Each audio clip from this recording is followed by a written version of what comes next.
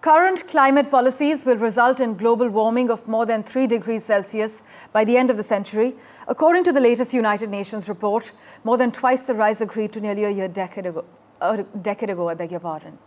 The annual emissions gap report, which takes stock of countries' promises to tackle climate change, compared with what is needed, finds that the world faces as much as 3.1 degrees Celsius of warming above pre-industrial levels by 2100 if governments do not take greater action on slashing planet warming emissions.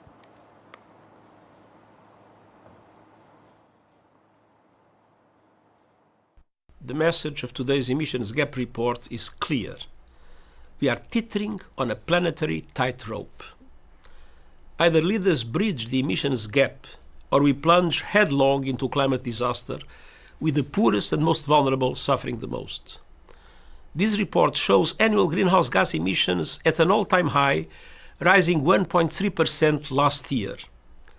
They must fall 9% each year to 2030 to limit global temperature rise to 1.5 degrees Celsius and avoid the very worst of climate change.